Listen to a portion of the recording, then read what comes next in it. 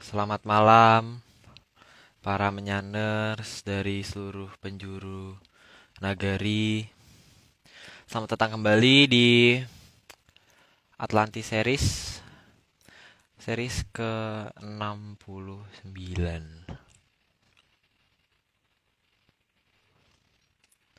Ya,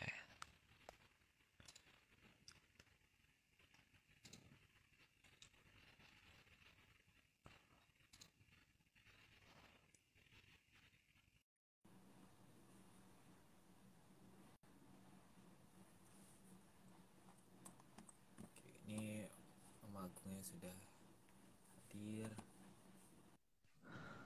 Halo Aryo. Halo Om. Halo. Ini Halo. ini sama ini ya sama Mas Rahadian ya di Instagramnya ya? Kok Mas Radian sih? Aku lupa tadi. Mas Aji toh. Coba. Coba lihat BA deh. Aku Oh iya. HP ku ketinggalan di tas. Jadi nggak ini. Duh.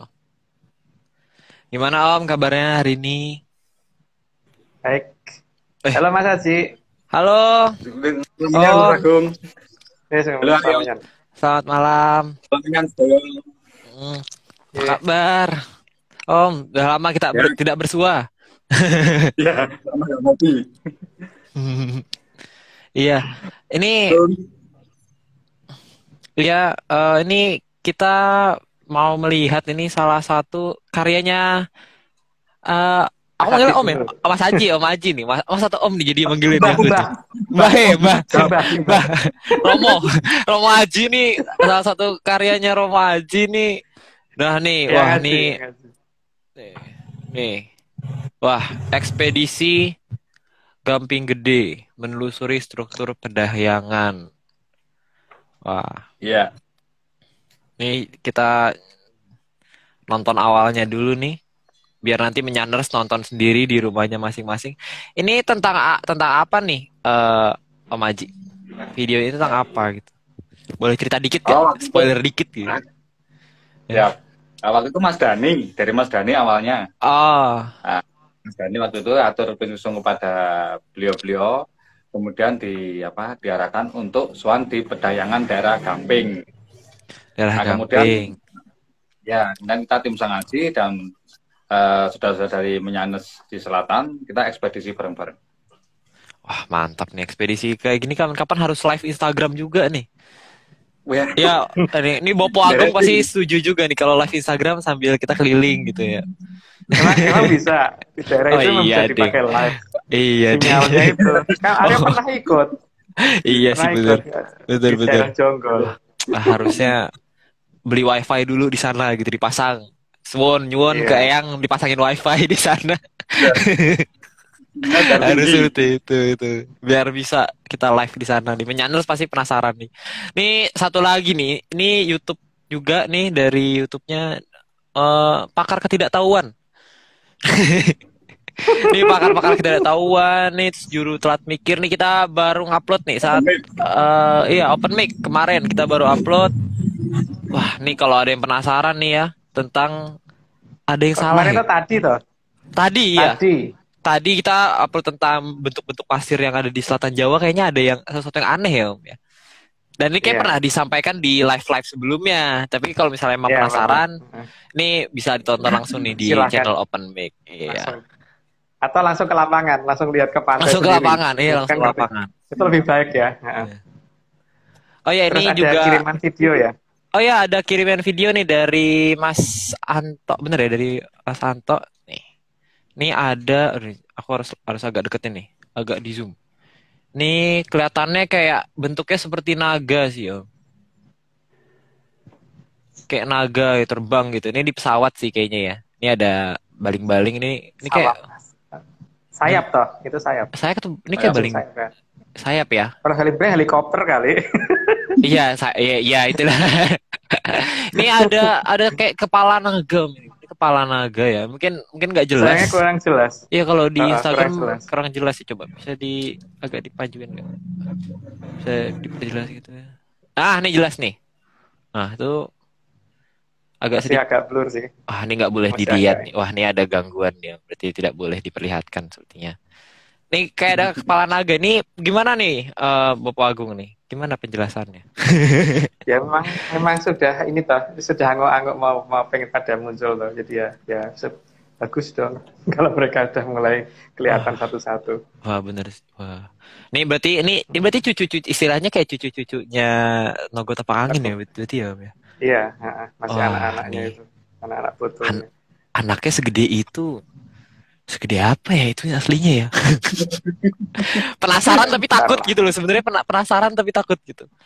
Nih, makasih Mas Anto nih udah ngasih video ini. Wah, ini keren banget nih. Semoga kita Terus bisa ada yang bahas video ya lagi kalau di nggak ke salah. depan. Iya, nih ada video. Ada. Tadi video juga, Om. Nih, ada Tapi video tadi lagi nih. ya, Nih, video juga nih di daerah Mas Anto juga nih di daerah Labuan Bajo, Pelangi Kembar. hmm, Nih kalau misalnya dilihat ini dua sih. Kalau misalnya kelihatan nih ada dua ya Pelangi keren Kembar. ya. Hmm. Nih menyandar ada yang masih ingat di pertemuan sebelumnya kayak kuliah. Ka- Kalau Pelangi Kembar dua itu berarti pertanda datangnya siapa ya, Om? Siapa yang turun, Om? Ya itu Atau mungkin bisa menyandar ada yang dilihat di masih ingat? ekspedisi sebelumnya. Dilihat di ekspedisi Menyandar sebelumnya aja. ada yang masih ingat gak? Kalau dua pelangi apa ya, dua pelangi kembar tuh beli siapa ya?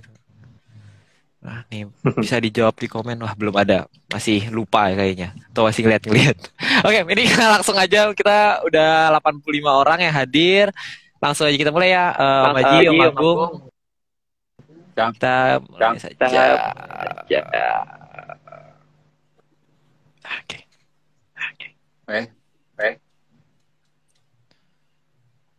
Oke, kita ke slide pertama ya. Slide Monggo, pertama, Mas. slide pertama, J. Siap. Slide pertama. Dahulu sebelum menjadi Mahabharata, sang adalah adipati yang bergelar sang Prabu Boroprada.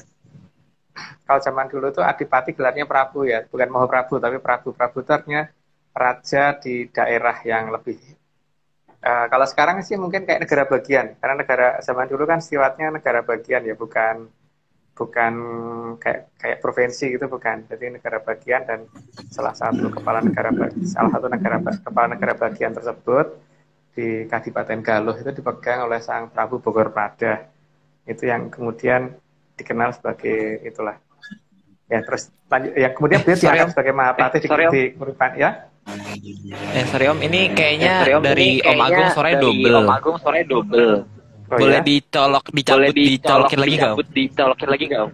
Oke, sebentar ya.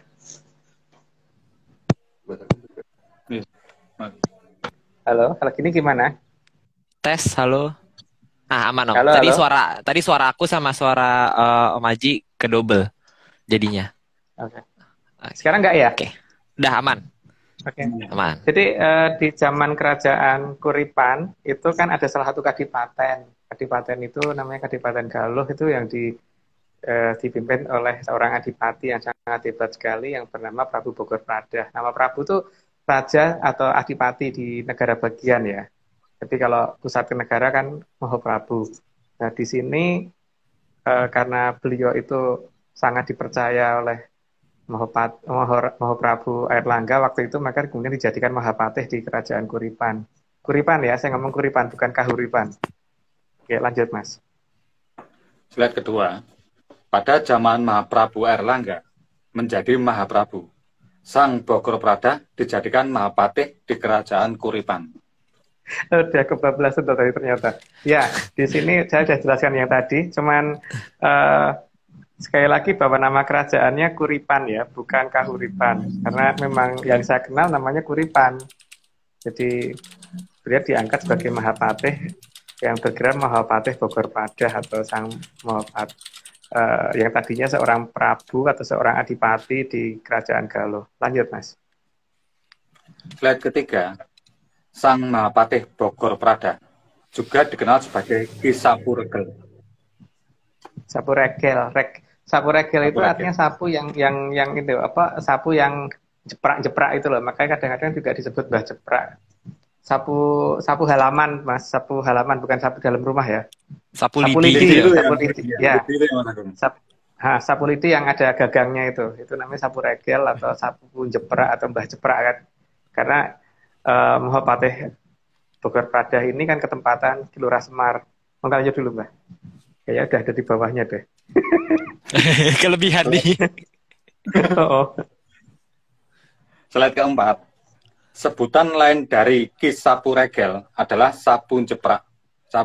Maka kadang juga disebut Mbah Jeprak. ya. Jadi kalau mengenal nama-nama itu berarti nama-nama itu tuh nama-nama yang nggak jauh dari Sungai Berantas ya. Ya gitu yang paling penting itu. Oke lanjut dulu Mas.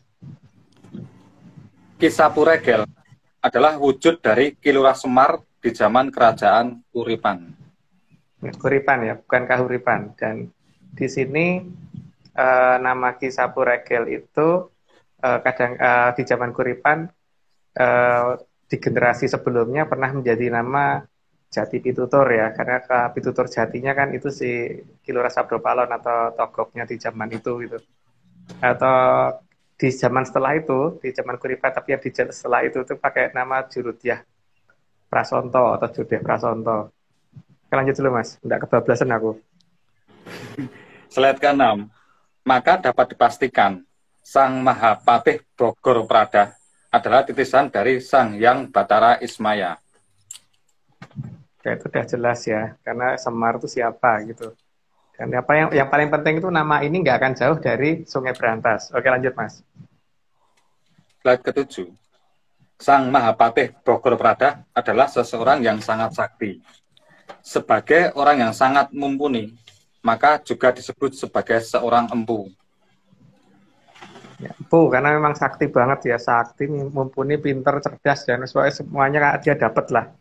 Dan tidak ada kekurangannya sama sekali. Maka kemudian beliaulah yang menjadi Mahapatih karena memang menguasai segala-galanya dan bisa meredam semua hal yang tidak baik di kerajaan itu. Lanjut Mas. Slide ke-8. Karena sistem pengucapan di zaman dahulu, maka Empu Bogor Pradah lebih sering dipanggil dengan nama Empu Barada. Ya, Empu Barada itu adalah Sang Prabu Bogor Pradah atau Mahapatih Bogor Pradah. Di sini sudah dijelasin, jadi sudah cukup jelas.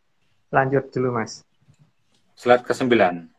Sebagai seorang satria yang menjadi pelindung kerajaan, maka Empu Barada sangat berpihak kepada kehidupan, bukan pada kematian.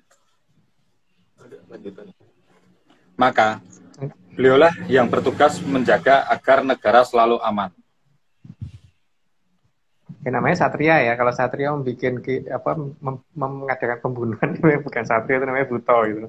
Dan tugas satria memang untuk memerangi sesuatu hal yang bersifat durbekso atau sesuatu hal yang menjadi malapetakannya alam raya.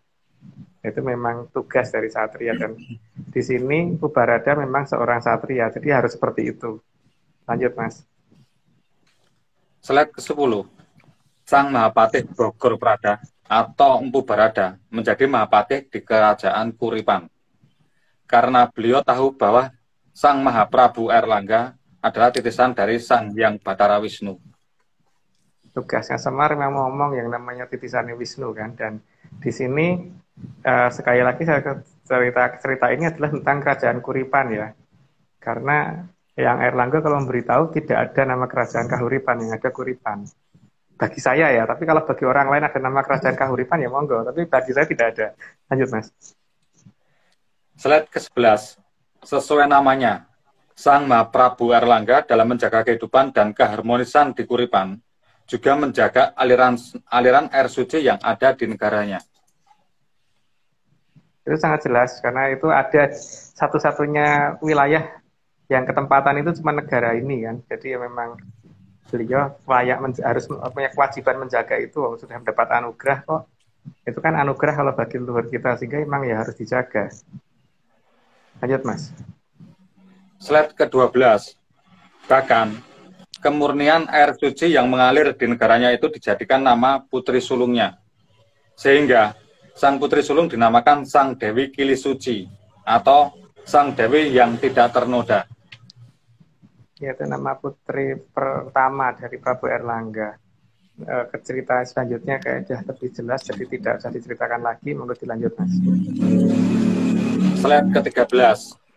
Namun, karena waktu itu Sang Kili Suci menderita kedi atau mandul, maka beliau pamit ke Mahaprabu Erlangga yang saat itu sudah menjadi seorang maharesi.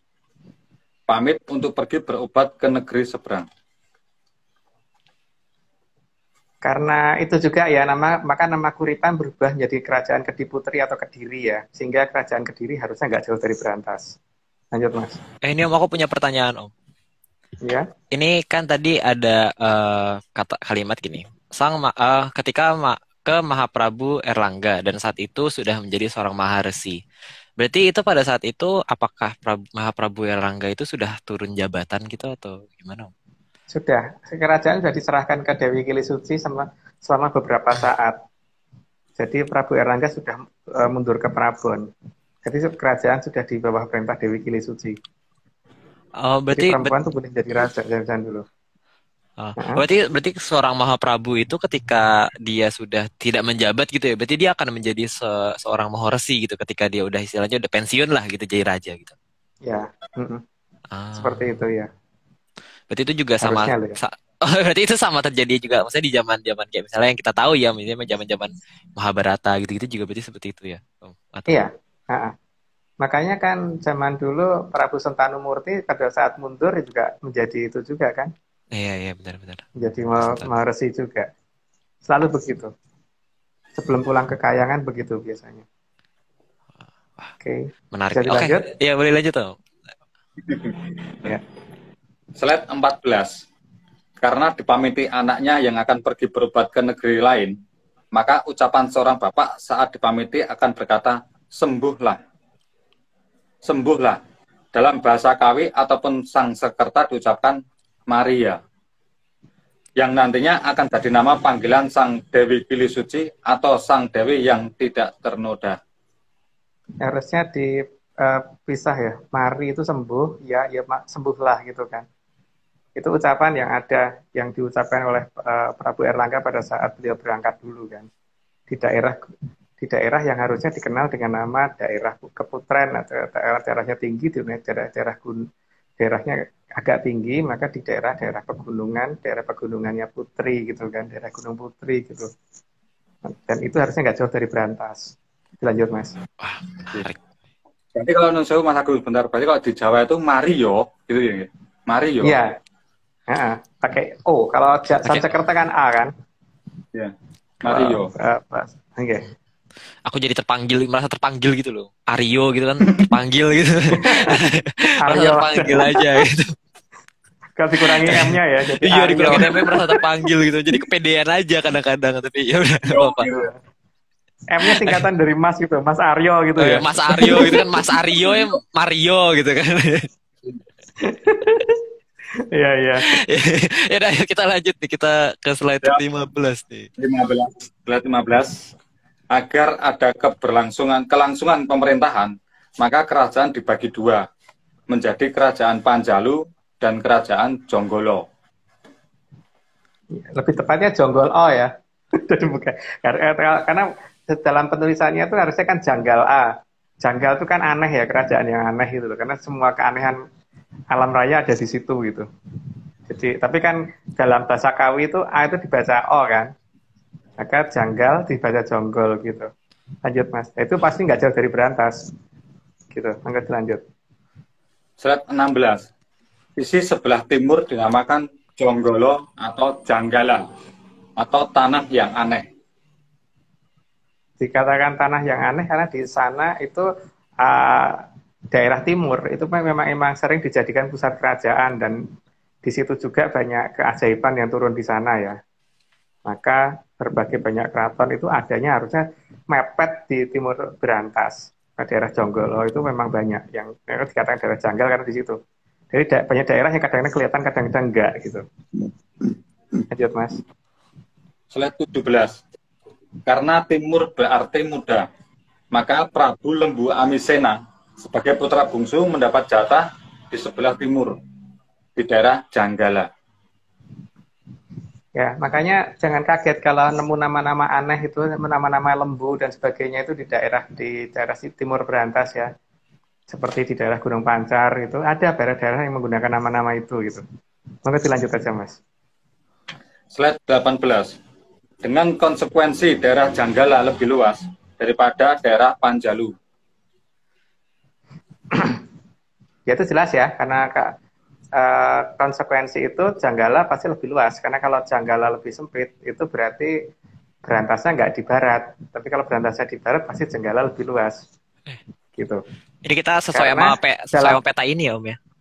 Ya, nah kenapa Prabu Erlangga meletakkan seperti itu? Itu kan karena timur itu artinya muda. Jadi yang muda itu taruhnya di timur. Gitu. Oke, dilanjut, Mas. Slide 19. Ya, Aryo. Nggak apa-apa, lanjut aja. Slide 19. Kondisi itu membuat putra kedua Sang Erlangga yang bernama Prabu Lembu Amiluhur tidak terima. Dikarenakan lebih tua. Tapi mendapat wilayah yang lebih sempit. Karena memang pada dasarnya nama timur itu artinya muda. Kalau beliau ditaruh di timur, berarti memang melanggar aturan nama kan. Secara aturan nama, kalau beliau lebih tua ya tidak di timur. Karena yang masih timur itu berarti yang masih muda. Itu memang betul, Prabu Erlangga meletakkan itu betul. Karena berdasarkan tata nama yang sudah digariskan leluhur bahwa timur itu adalah yang muda. Lanjut, Mas. Slide 20. Maka Panjalu dengan semua daya upaya berusaha mencaplok wilayah kerajaan Janggala. Sehingga terjadi perang saudara. Hampir tepatnya. Nah, karena ada Berantas yang menghalangi itu. Itulah yang membuat mereka tidak bisa berperang, tapi hanya bisa saling gondok aja gitu. Lanjut, Mas. Slide 21. Kerajaan Janggala juga melakukan balasan, sehingga terjadilah perang besar. Sebenarnya hampir itu. Hampir, karena semuanya tidak ada senjata apapun yang mencapai seberang Berantas, itu nggak ada yang bisa mencapai itu. Sehingga mereka akhirnya ya hanya bisa seolah-olah merasa nembak, dan ini seolah-olah bisa melakukan pukulan, tapi tidak ada satupun senjata mereka yang bisa mencapai ke seberang. Tapi orang lain menganggap itu sudah terjadi perang besar. Kenapa? Karena memang pasukan dan senjata yang dikerahkan sangat besar, walaupun mereka tidak bisa melihat apakah senjata yang mereka kerahkan itu bisa melewati Sungai Berantas itu gitu. Ternyata nggak ada yang bisa lewat sebenarnya. Lanjut, Mas. Berarti enggak, sorry, itu berarti senjata yang dipakai itu bukan ini ya, bukan, kalau misalnya dilihat dari gambar ya, itu senjatanya kayak roket-roket gitu berarti yang digunakan ya. Terlalu primitif sebenarnya kalau dikatakan roket, itu kurang Waduh. modern lagi. Roketnya dikendalikan menyan kali ya. Iya, Roket lebih dari kendalikan itu, menyan. Aryo. Wah, Lebih dari itu. nggak kebayang sih Om itu. Maksudnya itu kan katanya berarti kelihatan kalau misalnya emang terlihat perang besar sama orang lain, terlihat orang perang besar, berarti emang senjata itu berarti harus mengeluarkan sesuatu yang api yang besar juga berarti ya Mbak. Berarti bener-bener ricuh gitu. Kondisinya ricuh tapi nggak ada yang kena gitu. Wah. Nggak ada yang kena. Jadi merasa kan udah disikat, padahal nggak ada yang kena. Jadi satu dan dua-duanya merasa begitu gitu loh. Karena keberadaan Berantas. Menarik nih. Gitu ya. Oke. Oke, lanjut. Slide 22. Bahkan untuk menyeberangkan pasukannya, kerajaan Panjalu menimbun sebagai aliran Amertasari sehingga tampak seperti semenanjung. Ya, karena nggak merasa yakin apakah semua pukulannya itu nyampe ke Janggala, maka berusaha untuk supaya bisa nyebrang kan. Satu-satunya cara untuk menyebrang hanya itu kan. Membuat semenanjung sampai ke ujung sana gitu, sampai Bentung gitu. Berarti lanjut dulu, Mas. Slide 23. Karena posisi Panjalu ada di barat, maka semenanjung itu terkenal dengan nama Semenanjung Barat. Ya, dikenal dengan nama Tanjung Barat. Karena memang Tanjungnya jadi barat, bukan di timur. Makanya Tanjung Timur nggak ada, yang ada Tanjung Barat. Lanjut, Mas. Aku mau nanya boleh Om? Ya. Ini maksudnya kan kalau misalnya di sebelum-sebelumnya gitu kan pernah ada penjelasan tentang Amartosari itu tidak boleh dikotori gitu-gitu ya. Maksudnya tidak boleh dinodai gitu. Nah, tapi kalau misalnya ada pembangunan semenanjung pada saat itu, apakah itu termasuk pengotori atau tidak gitu? Termasuk, makanya harus dihentikan. Maka dalam slide berikutnya ada penghentian itu kan. Oh iya, Tindakan ya. penghentian itu. Coba kita lihat slide berikutnya. Oke, lanjut dulu Mas. Wah iya benar. Slide 24. Slide 24. Pembuatan Semenanjung Barat ini selain mengganggu aliran air suci Amertasari, juga tidak berpihak pada kehidupan dan merusak sistem aliran yang sudah ada. Itu makanya di sini mulai harus dipikirkan bagaimana menghentikan pembuatan Semenanjung Barat itu kan. Nah, di sinilah kemudian akan ada tindakan. Lanjut Mas. Slide 25. Kejadian pembuatan Semenanjung di Barat ini membuat sedih para leluhur. Wow. Dan yang sangat terpuruk adalah Sang Pubarada karena tugasnya untuk menjaga kehidupan. Itu sudah jelas kan, dari awal sudah diceritakan tugas Pubarada seorang satria itu ada untuk jaga kehidupan, bukan untuk membuat kematian. Lanjut Mas. Slide 26. Maka Sang Hyang Wening langsung turun dan meminta Empu Barada menggagalkan pembuatan Semenanjung di Barat Amertasari agar tidak terjadi perang. Karena Sang Hyang Wening itu wujudnya adalah anak balita kecil, maka kemudian dia datang dan memberitahukan kepada Empu Barada dan akan membackup penuh supaya Empu Barada berhasil menggagalkan pembuatan Semenanjung Barat itu, supaya tidak bisa untuk menyeberangkan pasukan dari Panjalu ke Janggala. Lanjut dulu aja daripada saya cerita kebablasan. Slide 27. Sang Hyang Wening memberikan sebuah kendi berisi air abadi yang tidak akan pernah habis dan bisa untuk menghentikan pembuatan Semenanjung di Barat. Dan dalam air itu juga ada satu mantra yang berisi bahwa siapa yang menyeberang untuk mengadakan peperangan pasti akan kalah. Gitu ya. Ingat ya kata-kata ini nanti ya. Karena ini nanti akan berlaku kenapa bukan nyindir Aryo ya, Aryo Penangsang kalah gitu. Waduh. Aryo yang kalah dengan Panembahan Senopati gara-gara nyembang berantas gitu. Nah, ini Aryo yang lain, Aryo yang lain. Tapi nanti ya, itu cerita yang nanti banget. Oke lanjut Mas. Slide 28. Karena perintah dari Sang Hyang Wening adalah memancurkan air abadi di sepanjang Amertasari. Maka tempat menerima kendi tersebut dinamakan Pancoran Mas. Karena air abadi yang keluar berwarna keemasan. Nama itu masih ada ya, sampai dengan hari ini yang menunjukkan di mana berantas masih ada ya. Bahkan BK sebagai orang yang sangat mengerti menggambarkan ada orang terbang di atas wilayah itu.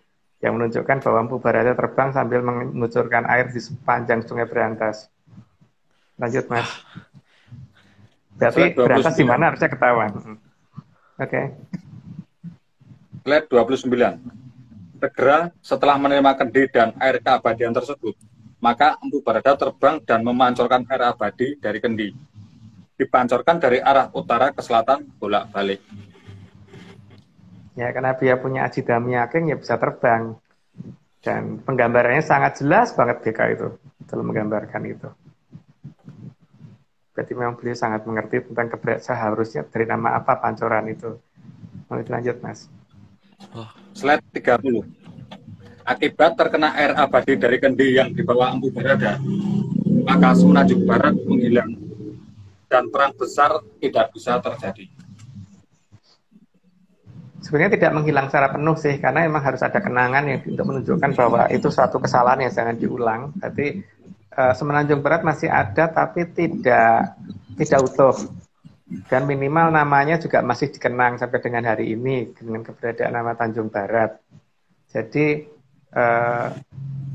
ini sekalian untuk tujuan dari Mubrada supaya nama itu tetap ada, nama Pancoran tetap ada, itu hanya untuk menunjukkan supaya berantas itu sebenarnya ada di mana sih gitu loh.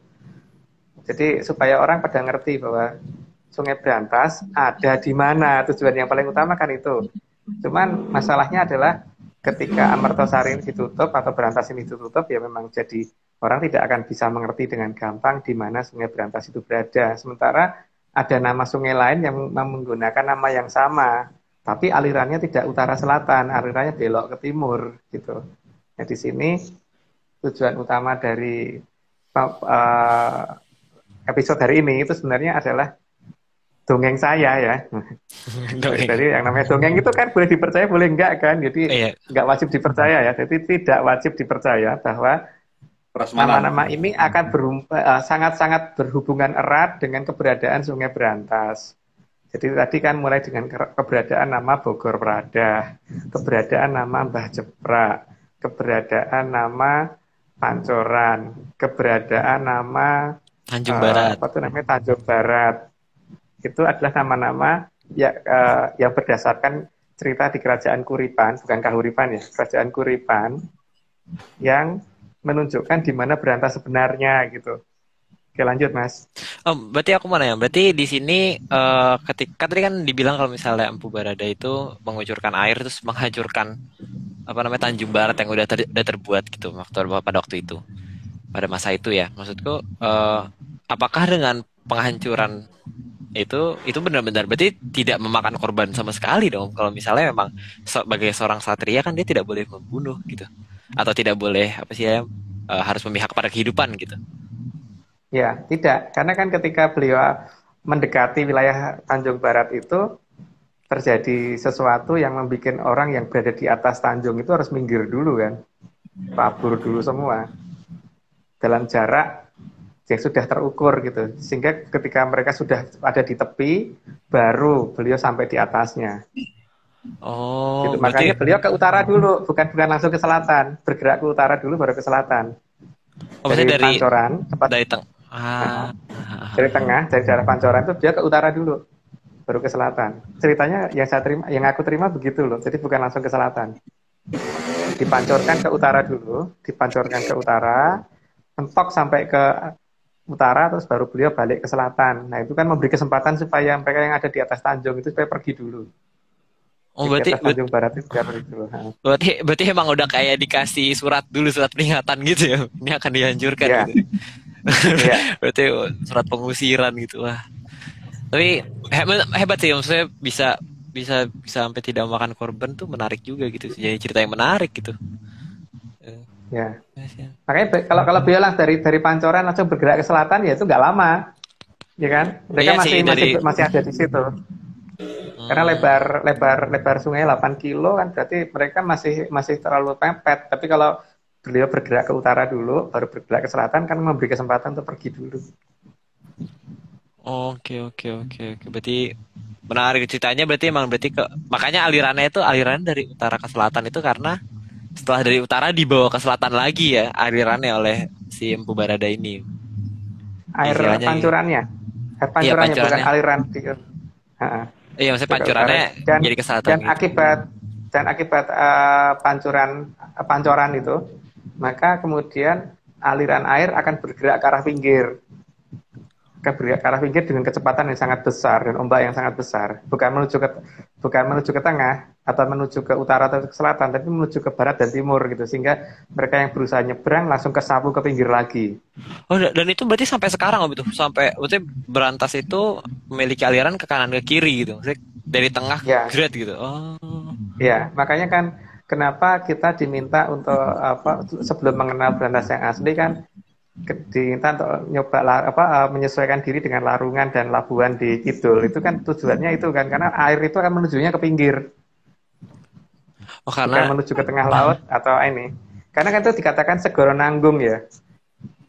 Jadi Berantas itu dikatakan Segoro Tanggung, bukan apa tuh namanya? Bukan sungai besar sungai gitu. yang ya. Jadi si mantan kali, bukan Kalimantan ya, mantan kali ini adalah Segoro Tanggung gitu. Tapi saya tidak ngomong bahwa Jakarta akan tenggelam, tidak loh ya. Cuman saya ngomong bahwa Berantas akan dibuka, bukan ngomong Jakarta tenggelam, bukan. Oh, berarti aku mau nyimpulkan aja. Berarti itu kenapa dia bisa dari tengah ke kanan ke kiri itu gara-gara emang pada saat itu ketika Empu Barada melakukan pancoran Mas ini, dia tuh lokasinya di tengah aliran sungai. Jadi dan karena itu airnya air keabadian, jadi airnya tetap abadi gitu ya. Maksudnya dengan keep up dengan ombaknya jadi tengah ke samping terus gitu berarti ya. Iya, tengah ke pinggir, ke kanan dan ke kiri, jadi ke barat dan ke timur arah ombaknya. Jadi bukan menuju utara dan selatan ombaknya. Tapi juga ada gerakan ke utara ada, tapi yang besarnya adalah ke timur dan ke barat ya. Oh, Karena berarti itu tujuannya supaya tidak bisa. sepanjang itu, sepanjang ratusan kilometer ya, anggap aja ratusan kilometer, aku mungkin nggak tahu, tapi ratusan kilometer itu panjangnya itu semuanya Om, semuanya ke samping, berarti. Iya, Wah, ceritanya begitu. ceritanya, Ceritanya ya. Ini ceritanya begitu. dongengnya. Dongengnya seperti itu. Dongengnya. Wah, ini menarik. Nah, dongeng itu tidak layak dipercaya. Iya. Nggak sabar, nggak sabar pengen lihat kalau emang ada. Nggak sabar aja, nggak sabar. Wah, ini Jasa menarik. terbuka Ya. gimana ya? Jasa Kok terbuka aku gimana? loh, bukan yang bertanggung jawab, silakan membuka gitu loh, silakan membuka yang bertanggung jawab. Yaudah yuk, kita lanjut dulu nih, Ya, kita kalau kita tanggung menjawab ya Rio. Kalau kita iya. kan tanggung menjawab. Iya, yang bertanggung jawab silahkan, kita tinggal jawab doang, kita udah nggak bertanggung jawab. Jawab Ya, tanggung. Menjawab tanggung kita. Iya, menjawab tanggung. Guys, kita lanjut yuk, kita slide 31 nih. Ya, slide 31. Sehingga aliran Amartasari menjadi indah dan kedamaian terwujud kembali. Ya karena memang mereka jadinya nggak bisa perang karena setiap kali berusaha menyeberang kesapu ke pinggir. Setiap kali mau menyeberang kesapu ke pinggir, berarti nggak bisa. Mau ke tengah aja nggak bisa. Berapa meter ke tengah aja udah bingung gitu. Memang tujuannya itu kan, Bu Barada. Jadi ya mereka hanya bisa berangan-angan untuk menyerang ke seberang, tapi tidak bisa menyeberang gitu. Sampai kedamaian terjadi, baru mereka bisa menyeberang. Kalau tujuan mereka untuk nyebrang tidak perang ya bisa, tapi kalau tujuannya untuk perang nggak boleh. Oh, berarti dia kalau naik kapal gitu, tapi misalnya ya maksudnya pengen mengunjungi keluarga gitu di seberang, itu boleh Om berarti? Tapi situasi perang tetap nggak boleh. Kalau situasi negaranya masih menginginkan perang nggak diizinkan. Oh, nggak boleh. Berarti karena walaupun orang itu tujuannya benar, tapi kan pasukan di sebelah itu begitu ngerti ada yang nyebrang pasti akan ditangkap. oh iya sih. Ya, Karena akan tahunnya nyerang ya, ditangkap. Mas Agus. Karena tahunnya nyerang ya. Ya, karena pikirannya yang dari negara itu tujuannya mau nyerang gitu kan. Dari sebelah tujuannya mau nyerang. Begitu juga mereka yang mau berangkat, pasukan yang jaga lihat ada orang dari sini mau berangkat, dikirain mata-mata dari sana kan. Jadi tetap Iya. tidak boleh. Karena membahayakan Ya, juga ya, dari- membahayakan. Iya. Nah, kalau nggak dianggap mata-mata oleh pihak negaranya sendiri, dianggap penyusup dari negara lain kan. Jadi itu terpaksa mereka rakyat jadi tidak ya kayak terkondisi supaya mereka nggak bisa saling mengunjungi, terpaksa selama masa-masa itu. Wah, jadi di lockdown lah, di lockdown di posisinya gitu. Ya. Di lockdown itu nggak boleh keluar, kasihan. Tapi berarti kalau misalnya kondisinya sudah tentram, udah nggak ada peperangan, itu berarti penyeberangan itu Boleh. tetap ada ya, dengan kapal berarti ya, Tetap ada. dengan kapal. Ya, nggak tahu teknologi zaman dulu itu kan sangat maju, jadi nggak bisa dibayangin deh dengan kapal atau dengan apa yang lebih gampang lagi gitu. Karena aku penasaran Pasti kalau ada. ada di daerah sini ada nama jembatan Om, ada daerah nama jembatan gitu mungkin. Apakah ada hubungannya kan? Nggak tahu gitu. Daerah utara tuh Ya, ada ada nama nama. jembatan 5, jembatan 3 gitu kan. Iya gitu, itu Iya kan? menarik aja gitu sebenarnya. Ya. Ya seharusnya iya, tapi ya nggak tahu ya. Nggak tahu. Kan lebih baik kamu nggak tahu. Oh iya benar nggak tahu. Oke, wah nih kita penuh ketidaktahuan hari ini. Ayo kita Maka tidak tahu lagi. ayo kita ke 32. Kita slide 32 nih. Oh. Slide 32. Untuk menjaga kedamaian, maka dibuat benteng besar yang akan membendung Panjalu agar tidak bisa menyeberang. Sehingga tempat itu dikenal dengan nama Kalibata. Kali boto, karena kalinya dibatasi boto yang kayak bentuknya kayak lebih dari benteng umumnya gitu loh harusnya. Itu memanjang dan tempat awal diletakkannya batu pertama itu dinamakan daerah Kaliboto gitu kan. Gitu ya. Tapi nama itu kan sekarang itu udah bergeser ya. Bergeser itu bisa bergeser ke barat timur atau ke utara selatan gitu kan. Tapi titik awalnya itu karena yang akan mengadakan penyerangan Panjalu, berarti Panjalunya dulu kan yang harus jadi Kalibotoni gitu loh. Oke. Jadi itu nama yang ada di Berantas kan berarti. Lanjut Mas. Slide 33. Pembangunan benteng atau menteng itu ditandai dengan pohon beringin putih atas perintah Maharsi Airlangga. Semata agar kedua putranya tidak berperang lagi. Inilah yang namanya Bendungan Waringin Sapto ya seharusnya. Jadi Bendung Waringin Sapto itu bukan membendung Sungai Berantasnya, tapi membendung supaya tidak terjadi pertempuran itu. Ditandain dengan 7 beringin warna putih. Karena Tujuannya kenapa warna putih? Karena supaya tidak ada pertempuran antara kebablasan enggak nih, jangan-jangan kebablasan. Lanjut dulu Mas. Oh, kebahasan. Ayo. Slide 34. Karena ada 7 tempat yang akan dibuat penyeberangan pasukan Panjalu yang belum jadi. Maka dibuatlah 7 menteng yang dikenal dengan nama Bendung Waringin Sapta.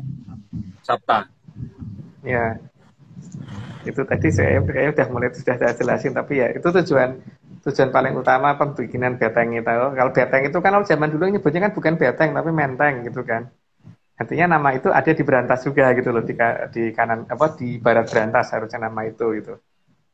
Cuman ya itu tadi ya, nama sungai itu tuh sekarang apa nama ini pasti sudah bergeser, tidak akan tepat di wilayah itu ya. Tempatnya aslinya dulu di mana gitu. Jadi ada yang bentengnya agak keluar, ada yang ke dalam, ada yang mentengnya, ada yang di menteng di luar, menteng di dalam gitu, menteng dalam dan sebagainya gitu. Itu Ini adalah nama-nama yang ada di Berantas. berarti ini ada hubungannya dengan Beringin Sejati dong, Om? Atau enggak nih? Ya. Oh, Ya, paling Waringin Sabto, beringin itu kan ada 2 macam, ada beringin yang warna hijau dan beringin yang daunnya warna putih kan. Tapi yang digunakan Prabu Erlangga kan yang beringin warna putih, jadi supaya ada kedamaian gitu loh. Oh, Maksudnya maksudku beliau kira-kira begitu. ada Waringin Jati gitu, Waringin yang sejati gitu kan? Nggak tahu ya, Ya, nggak tahu. itu Ini ada. nanya aja, nanya aja, Ah, nanya aja. Ini nanya aja. ya ada dong, ada daerah yang namanya bener-bener beringin yang sejati gitu kan. Jati Waringin gitu ya, kalau dalam bahasa Ya, Sanskertanya. ini aku nanya aja, Om. Sebenarnya. Salah satu nama yang tersisa tinggal itu gitu kan, paling tidak di pinggir Berantas. Oke. Oke, kita lanjut. Slide 35. Akibat pembuatan bendung Waringin Sapta, maka terjadi aliran yang sangat deras di barat aliran Amertasari, sehingga pasukan Panjalu tidak bisa menyeberang ke Janggala. Ya. Jadi kan selain dibikin menteng gitu, dibikin benteng, juga dibikin kanal samping gitu kan. Kanal samping barat dan kanal samping timur. Nah, kanal samping tadi supaya tidak bisa diseberangi juga, jadi sebelum mereka bisa menjangkau ke aliran Amertasari harus melewati aliran kanal yang sangat deras itu. Nah, kanalnya itu kan juga dikatakan kali, tapi kali yang alirannya deras gitu loh, kali yang alirannya deras. Jadi mantan kali yang alirannya deras, bukan Kalimantan yang alirannya deras. Mantan kali yang alirannya deras gitu ya. Oh, aku Nah, kira kalau ini benar dikatakan mantan kali karena memang bentuknya kali kalau itu, nggak begitu luas, aku nggak kira begitu lebar. aku kira BKT dan BKI itu banjir kanal timur, banjir kanal barat. Bukan ya? Bukan, beda. Bukan ya? BKT zaman dulu gitu. Jadi ada BKT kanal zaman memang. dulu. Tapi Senior, alirannya BKT terus banget, jadi nggak- BKT senior gitu. jadi nggak bisa. Sehingga nggak bisa dilewatin gitu loh, nggak bisa diseberangin kan terus beneran. Wah. Sampai dikatakan kalinya terus banget ya gitu loh. Itu menunjukkan bahwa itu bekas dekat kanal di barat Berantas gitu ya. Banjir kanal barat. Berantas. Ya, oke. Slide 36. Sementara di timur aliran Amertasari juga terdapat aliran yang cerocos atau nyiracas, sehingga pasukan Janggala juga tidak bisa menyeberang ke Panjalu. Kan sebenarnya cuma beda nama ya. Jadi cerotosnya si aliran kenceng itu karena dibikin kanal timur juga supaya sebelum mencapai ke aliran Amertasari supaya mereka sudah terhalang dulu oleh nyerocosnya aliran itu gitu loh. Sehingga dikatakan daerah nyerocos gitu kan, nyeracas gitu. Oke, lanjut Mas. Dan 37. Setelah itu nama aliran Amertasari berubah namanya menjadi aliran Berantas karena berhasil memberantas perang antara Panjalu dan Janggala. Nah, itu jelas ya. Sudah sangat jelas bahwa keberadaan aliran Amertasari pertama sebelum dilakukan oleh Pubarada pun sudah berhasil menghalangi pertempuran Panjalu dan Jenggala. Sehingga mereka bisa sama-sama GR, sudah merasa bisa melemparkan senjata ke sana, ternyata nggak nyampe, nggak tahu jatuhnya kemana, nggak jelas. Di pihak Panjalu begitu, di pihak Jenggala juga begitu, Jonggolo ya, juga begitu. Terus kemudian, apalagi setelah Empu Barada melakukan aksinya tadi didukung oleh Sang Hyang Wening itu lebih lagi sehingga Berantas benar-benar tidak bisa diseberangi lagi gitu di masa itu. Gitu Mas, mau dilanjut. Sorry Om. Berarti Ya. ini tuh sebenarnya itu yang berarti yang memberantas itu apakah berantasnya atau tadi BKT-nya, BKB-nya ini Om. Banjir Kanal Timur dan Kanal Baratnya ini gitu. Akhirnya itu dikatakan sebagai satu kesatuan nama karena kan itu juga diperlukan loh untuk memberantas supaya minimal tidak mendekat ke aliran yang aslinya dulu gitu loh. Minimal itu mempersulit untuk menyeberang sampai ke aliran Amertasarinya. Nah, begitu sudah sampai di aliran Amertasarinya, untuk nyebrang lagi lebih susah lagi gitu kan. Oke. Berarti maksudku banjir Kanal Timur, maksudnya Kanal Timur dan Kanal Baratnya ini ada di sepanjang utara sampai selatan gitu ya. Harusnya demikian. Harusnya begitu. Harusnya ya, tapi kan saya tidak tahu. Harusnya seperti itu ya. Dongeng Aryo. Oh ya dongeng, lupa ini dongeng. Dongeng. Ini dongeng loh, dongeng itu jangan bener loh ya, jadi gitu loh ya. Jadi kalau ada yang nggak bener, yang salah adalah yang nggak itu bener gitu, karena itu dongeng. Salah aku, maaf. Nih dongeng. Kalau ada nama yang kebetulan sama, anggap aja kebetulan gitu. Kebetulan. Ya kalau namanya kebetulan ya udah tuh namanya udahlah gitu loh, bukan apa-apa. Iya. Namanya udah. Ayo kita lanjut, kita ke slide 38. 38. Kumpulan senjata dan parang yang disita kumpulan oleh Empu Barada dan sebegitu banyaknya sampai hampir 1 tegalan. Maka daerah penyitaan parang tersebut dikenal sebagai daerah Tegal Parang. Karena tadinya akan terjadi perang, sehingga perang itu kan untuk pasukan tim penyusup itu biasanya akan menggunakan senjata yang tidak berbunyi ya biasanya. Ya menggunakan senjata-senjata yang diredam gitu. Yang ada peredam dan biasanya malah senjata tajam yang sering digunakan kan kalau pasukan komando gitu. Dan ketika pasukan ini berhasil dilumpuhkan oleh Empu Barada, dilumpuhkan itu berarti ya cuma beliau kan punya Aji Begonondo ya, Begonondo. Aji Sir Begonondo. Jadi sehingga pasukan yang sudah semangat banget pengen maju tidur semua mendadak itu kan. Ngantuk. Tidak harus dilawan. Ini terus kemudian dikumpulkan senjatanya karena begitu banyaknya pasukan yang mau diseberangkan itu, maka kemudian semua senjata yang disita di daerah Tanjung Barat itu dibawa ke satu wilayah, dikumpulkan. Ternyata banyak banget. Ternyata kalau orangnya sih langsung disuruh pulang sendiri-sendiri gitu kan, karena tidak perlu harus siapa-apain, disuruh pulang. Digendong ya, kan masih tidur itu posisinya. Ya. Posisinya masih bobo. Disuruh pulang.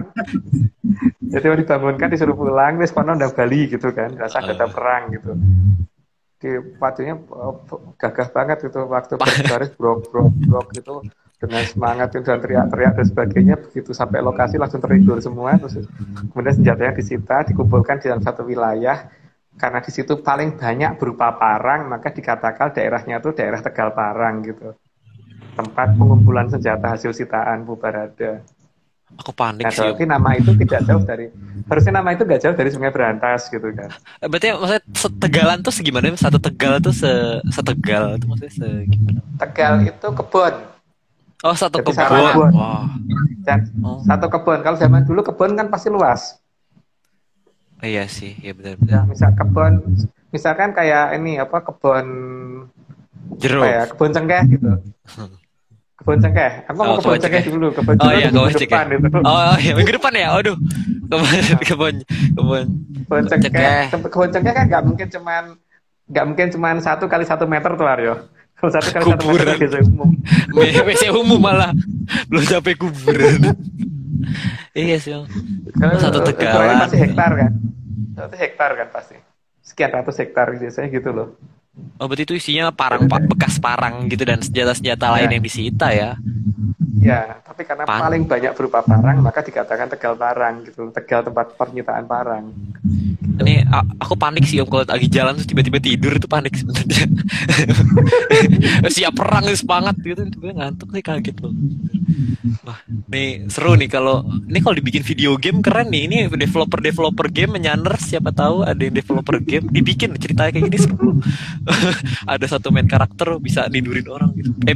Bikin orang tidur gitu. Salah nanti bikin orang tidur. Itu keren. Ayo kita lanjut nih kita ke slide berikutnya. Akhirnya, Ampu Barada berhasil mempertahankan kesucian aliran Antasari yang berubah menjadi berantas. Karena tujuan utama beliau sudah tahu banget bahwa aliran ini akan digunakan di masa depan. Sekarang belum kelihatan ya fungsinya untuk apa, tapi lihat aja nanti ada fungsinya gitu di masa depan. Masa depan itu ya berarti nggak jauh lagi harusnya kalau dari masa kita gitu. Dan itulah makanya kenapa perjuangan Pubarada sedemikian kuatnya supaya ini jangan sampai terganggu, aliran ini jangan sampai rusak. Supaya anugerah ini jangan sampai hilang dari negara kita gitu. Maka dilanjut Mas. Slide 40. Pandangan dan berpihaknya pada kehidupan yang dimiliki Empu Barada yang merupakan wujud lain dari Kilurah Semar. Karena bersihnya pandangan ke depan dengan menggunakan mata satu. Ini kembali ke ini ya, bahwa di Jawa itu memang kalau versi saya, dagelan saya itu bahwa wayang itu selalu digambarkan bermata satu, terutama Sang Hyang Bathara Ismaya, Semar dan Satrio, dewa-dewa, Bathara-Bathara, Betara-Betari gitu ya, para putri-putri dan sebagainya, pasti matanya satu. Tapi kalau Buto yang galak banget pasti matanya dua. Jadi bukan berarti karena dilihat dari samping terus matanya satu gitu. Jadi memang digambarkan itu, tujuannya itu. Gunakanlah mata satu. Lanjut Mas. Ayo. Oh, bahkan maksudnya aku mau nanya, bahkan Anoman itu ada yang menggambarkan matanya dua loh. Maksudnya Anoman itu kan maksudnya dianggap sebagai karakter yang hebat juga gitu. Tapi kenapa dia digambarkan sebagai matanya dua ya? Pada saat beliau marah itu biasanya digambarkan berkarakter mata dua ketika mengeluarkan Aji Malungging untuk jebol gunung. Oh, itu biasanya saat itu biasanya. Tapi pada saat beliau lagi sabar pasti gambarkan matanya satu. Oh, oke. Oh ya nih kita 41. Slide 41. Nggak lanjut Om, silakan. Oh, lanjut. Oke, 41 Mas, monggo lanjut. Siap. Slide 41. Juga pandangan yang sangat jelas dalam jangka yang dibuat oleh Sang Hyang Bathara Wisnu adalah karena beliau melihat dengan mata satu. Apapun itu kalau kita melihat dengan mata dua dibanding mata satu, pasti seperti kita melihat pakai mikroskop, kita melihat pakai teleskop, kita melihat membidik dengan menggunakan senapan sniper, itu pasti harus menggunakan mata satu ya. Kalau pakai mata dua pasti nggak akan tepat karena teropongnya satu, gitu kan? Teropongnya satu. Kalau teropongnya dua, lah itu mungkin pakai mata dua. Kalau teropongnya satu, kalau pakai mata dua kan berarti malah dulu kan jadinya. Sama malah nggak fokus ya, Ya nggak fokus karena bingung kita Arya coba kalau Arya main sniperan gitu yang ada teleskopnya gitu, terus mata satu ditaruh di teleskop, mata satunya lagi juga melek gitu, bisa emang lihat? Nggak bisa sih Om, kacau itu. Bingung Om, itu malah bingung jadinya. Iya toh, nggak mungkin pakai mata dua kan? Karena teleskopnya satu, nah, itu juga batin kita itu cuma satu. Jadi kalau dua mata digunakan cuma pasti nggak akan jelas dalam melihat alam raya. Kalau batinnya dua, itu nggak tahu lagi berarti. Nah, itu nggak tahu lagi. Tapi kan siapa tahu ada orang yang batinnya dua ya. Tapi kalau aku batinku cuma satu. Wah nih nggak tahu nih. Ya mungkin aja toh. Siapa tahu ada orang yang batinnya dua sehingga dia harus menggunakan dua mata. Atau malah mungkin batinnya empat gitu. Jadi pakai empat mata. Om, aku pakai empat mata loh ini Om. Masih pakai kacamata aku. Waduh. Itu tergantung orangnya sih. Jadi mau pakai berapa gitu. Kalau aku sih pakai cuma dua gitu.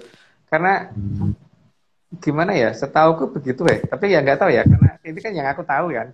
Karena kita kalau ngelihat itu kan pakai itu. Seperti sehingga waktu pas ke daerah sekitar Timur Jonggol waktu itu Aryo, sehingga kita bisa menemukan daerah yang aneh itu kan, daerah yang janggal itu kan karena seperti itu kan. Iya sih. Ingat kan melihat, sehingga pemandangan tiba-tiba berubah meredup sampai seperti itu gitu. Iya kan? Sampai janggal gitu. Sampai aneh banget kan, kerasa kan anehnya itu. Iya benar. Itu ya karena kita menggunakan satu mata. Kalau dua mata ya nggak kelihatan itu kayak gitu. Iya benar. Harus fokus gitu ya, harus fokus banget itu baru kelihatan. Iya. Ya, ini lanjut ya, udah mau habis. Terakhir. Ya, siap. Slide 42. Begitu juga yang dilakukan oleh Sang Mahaprabu Batara Ikling atau dari Jaya 8. Raja terakhir Mojopahit yang sudah melihat akan datangnya Kalosubro dan mata satunya. Saya ngomongnya kerajaannya Mojopahit loh ya, bukan Majapahit ya, karena kalau Majapahit saya kurang kenal ada di mana gitu. Kalau Mojopahit kan saya ngertinya dekat aliran Berantas. Nah, kalau Mojopahit saya ngertinya Brawijaya itu sampai 8. Tapi kalau Majapahit katanya sampai 5 gitu kan. Jadi ada beda interpretasi ini, monggo silahkan gitu. Cuman kalau saya ngertinya Mojopahit, saya ngertinya Mojopahit itu Brawijaya sampai 8. Dan beliau juga mengajarkan yang dinamakan dengan Serat Sastra Wulan gitu kan. Dalam Sastra Wulan itu juga sudah jelas ada seperti apa lah. Tapi masalahnya kan orang pada bisa baca Sastra Wulan apa enggak gitu kan.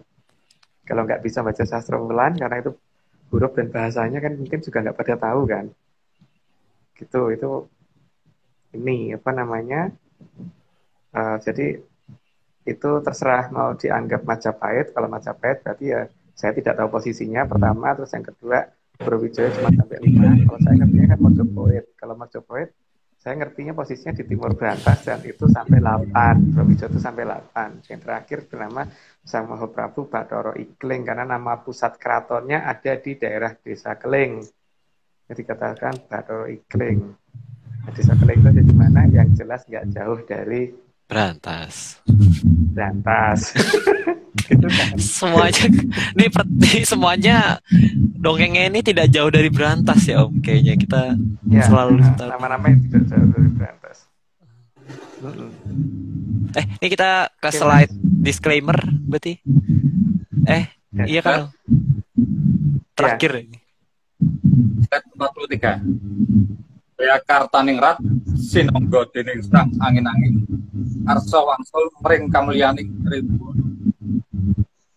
Kalian tidak perlu jelasin ya, karena ini pernyataan dari kita ke sana bahwa sudah kita beritahu buka cerita ini gitu. Jadi ya ini cuma disclaimer dari kita, udah kita ini loh, jadi saya jangan dimarahin gitu. Ini LPG gitu. Ini lembar pertama. Hari ini judulnya tahu nggak Aryo? Hari ini kita pakai judul apa? Ayo. Nah, coba kita lihat Judul episode-nya apa? Ya? Anjagi Langgengin Gesang. Ayo, yang kebetulan narasumber kita siapa? Mas Aji siapa? Kok narasumber? Narapidana. Bukan narapidana. Narator. Narapidana itu ngawur. Oh alah, Om Gesang Aji. Wah. Langgengin Gesang. Wah. Langgengin Gesang yang baca naratornya Gesang Aji. Wah, nih. Pas kan? Pas sekali nih. Oh ini emang arti gesang itu arti gesang ya benar, gesang itu artinya apa? Hidup. Hidup. Urip. Oh, berarti kan uripan kan sesuai dengan nama yang kita ini kan. Kita membicarakan uripan. Berarti kalau ini Anjagi Langgengin Gesang itu artinya apa? Menjaga kelangsungan kehidupan. Makanya tadi kita keberlangsungan kehidupan deh, karena kehidupan yang langgeng gitu loh. Langgeng kan kelanggengan tahu lah ya Aryo bahasa. Iya, kelanggengan. Itu masuk bahasa Indonesia enggak sih? Iya. Enggak. Langgeng. Enggak sih kayaknya enggak. Iya lah. Langgeng. Dalam bahasa Indonesia ada lah langgeng. Langgeng ada. Ada sih. Iya kan. Bukan anak bahasa. Ada alasannya selalu. Belum Om. Oke, dan berarti lanjutan ini ya, tapi kita menceritakan berdasarkan kerajaan yang lain sehingga akan ditemui nama-nama yang lain gitu kan. dari kerajaan yang lain, kita akan menemukan nama-nama yang lain. Mungkin masih agak panjang tentang Brantas ini karena ini berarti kerajaan dong. Beberapa kerajaan. Titipan dari beberapa kerajaan, berarti kerajaannya enggak? Kan kita udah ada Mojopahit, terus ada ini tadi hari ini Jenggolo sama Kuripan, terus Jenggolo sama Panjalu. Mana lagi, Om? Ada deh. Banyak, ada deh yang ada deh. Karena beberapa kerajaan yang menitipkan nama wilayahnya yang ada di Brantas itu karena beliau tidak pengen diketahui wilayahnya ada di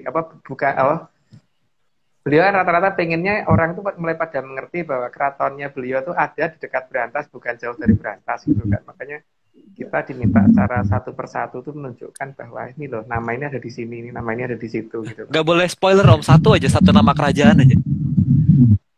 Gak boleh ya. Tipis-tipis gak boleh ya. Wah, penasaran nih ini. Oke. Itu kalau minggu depan mungkin yang ada hubungannya dengan Dipati Murawari gitu. Terus pokoknya lihat aja nanti kayak. Wah, asik nih udah di spoilerin nih. Oke, ini karena sudah pukul 10.00 22. Nih, Om, ini kita minggu depan sepertinya Pak Marius harusnya sudah bisa ya kayaknya, Om ya. Bisa. Semoga bisa. kita doakan semoga beliau ke Brebes. Dia ke Brebes kan hari ini, jadi nggak bisa karena khawatir sinyalnya kurang baik karena dia ada pekerjaan yang tidak bisa ditinggal di Brebes. Mumpung lagi tidak ada PPKM ke sana gitu kan, jadi dia ke sana gitu. Kurang ya sebenarnya ya kita disuruh nongol tapi tadi dia main-main. Tapi kan atas dasar pekerjaan. Moga-moga kita dapat telur asin Aryo. Amin. Aku doyan telur asin Om, aku doyan. Nih apalagi tambah rawon, wah dah selesai itu, enak sekali. Oke. Iya mantap. Oke, ini kita sudahi saja pertemuan malam ini. Terima kasih. Aku manggil apa? Mas Aji, Bopo Aji, terus Bopo Agung juga. Mas Nogo, Om Nogo, Bopo Nogo nih, Nogo Tapak Angin. Semoga makasih juga. Terus buat Mas Dani Argi, terus juga Pak Iwan, terus Mas Rahardian, semua makasih juga. Tadi gambarnya unik banget nih, gambarnya keren banget, penggambarannya jelas banget buat siapa namanya, Empu Baradanya keren banget. Dan kita sampai jumpa di pertemuan ke-70. Wah, 70. Udah KKM. Iya, udah KKM kita. Ya, terima kasih menyandar, salam menyan. Sampai bertemu di minggu depan. Bye. Dadah.